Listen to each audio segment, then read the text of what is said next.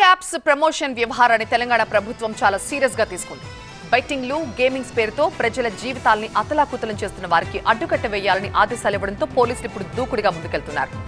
Betting apps కేసులో పోలీసులు action plan తో రంగంలోకి దిగుతున్నారు.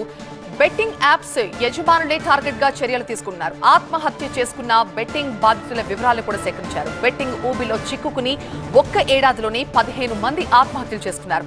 తెలంగాణ వ్యాప్తంగా 15 కేసులు నమోదయ్యాయి. దీంతో ఆయా బెట్టింగ్ యాప్స్ ని గుర్తించే పనిలో పడ్డారు పోలీసులు. బెట్టింగ్ యాప్స్ నిర్వాహకులు, ప్రమోటర్స్ ని నిందితులుగా చేర్చబోతున్నారు పోలీసులు. యాప్లపై నిఘా పెట్టి కొరడా ఝడిపిస్తున్నారు పోలీసులు. కేసులు, నోటీసులతో యాక్షన్ షురూ చేశారు. యాప్స్ కేసులపై పోలీస్ శాఖ కూడా కీలక నిర్ణయం తీసుకుంది.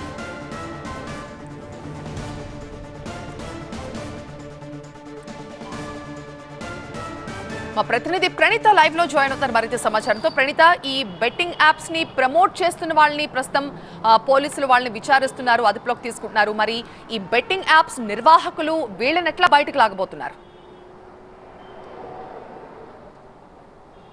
అయితే తెలంగాణ పోలీసులు బెట్టింగ్ యాప్స్ పైన వార్ ప్రకటించారు. ఇప్పటికే చాలా చోట్ల బెట్టింగ్స్కి సంబంధించినటువంటి ప్రమోషన్స్ పైన కేసులు నమోదు చేసినటువంటి విషయం తెలిసిందే. Celebrities, social media influencers, betting apps సంబంధించినటువంటి ప్రమోషన్స్ అందరి మీద కూడా పోలీసులు కేసులు పెట్టబోతున్నారు. సో తాజాగా గతంలో అంటే బెట్టింగ్ బారిన పడి ఆత్మహత్యలు చేసుకుంటున్నటువంటి వారి ఘటనలకు సంబంధించినటువంటి వివరాలను తెలంగాణ పోలీస్ శాఖ వాటన్నిటిని కూడా వెరిఫై చేస్తుంది. సో ప్రజెంట్ మనం చూసినటువంటి ఈ ఎఫ్ఐఆర్ కాపీస్ అన్నీ కూడా బెట్టింగ్ బారిన పడి ఆత్మహత్యకు పాల్పడినటువంటి వారికి సంబంధించినటువంటి ఎఫ్ఐఆర్స్ ఇవి. So present Ibrahimpatnam police station పరిధిలో మనం ఇక్కడ చూస్తే ఇక్కడ online addicted to online betting and have debts అంటే ఆన్లైన్ బెట్టింగ్ బారిన పడి అప్పులు ఉన్నటువంటి కారణంగా సూసైడ్ చేసినటువంటి ఘటన ఇది ఇబ్రహీంపట్నంలో చోటు చేసినటువంటి ఘటన. అట్లాగే మాదాపూర్కి సంబంధించినటువంటి మాదాపూర్కి సంబంధించినటువంటి పిఎస్లో కూడా ఇదే రీతిలో ఈ ఫిబ్రవరి 17న దీనికి సంబంధించినటువంటి కేసు కూడా నమోదైంది. సో ఇక్కడ కూడా చాలా క్లియర్గా ఆన్లైన్ బెట్టింగ్ లో ఇన్వెస్ట్ చేసి అప్పుల పాలు అయిన తర్వాత అతడు సూసైడ్ చేసినటువంటి ఎఫ్ఐఆర్ కాపీని కూడా చూస్తున్నాము. సో ఈ విధంగా 1 కాదు 2 కాదు మొత్తం 15కు పైగా పోలీస్ స్టేషన్స్లలో ఈ తరహా కేసులు నమోదైనాయి. ప్రజెంట్ రాచకొండకు సంబంధించినటువంటి ఎఫ్ఐఆర్ మహేశ్వరం పోలీస్ స్టేషన్ పరిధిలో నమోదైనటువంటి కేసు ఇది. సో ఇక్కడ కూడా ఇదే రీతిలో తన కుమారుడు బెట్టింగ్ బారిన పడి చనిపోయినటువంటి నేపథ్యంలో ఆత్మహత్యకు పాల్పడ్డాడంటూ ఆ కుమారుడి తండ్రి పోలీసులకు కంప్లైంట్ చేశాడు. So her son's death was some debts for betting.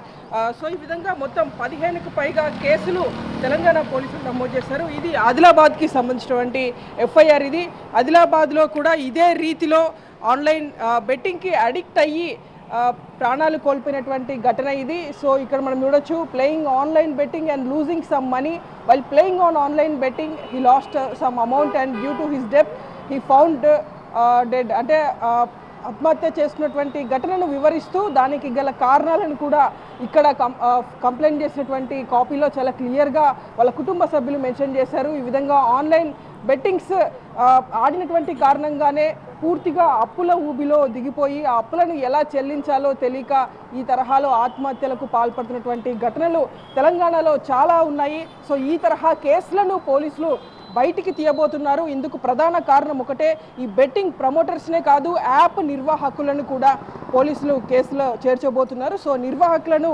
అక్యూజ్డ్గా చేర్చాలంటే వీళ్ళు ఏ యాప్ని వాడి ఆత్మహత్యకు పాల్పడ్డారో ఆ యాప్ను గుర్తించి వాటికి సంబంధించిన నిర్వాహకులను కూడా అక్యూజ్డ్గా చేర్చబోతున్నారు. రైట్ ప్రణీత.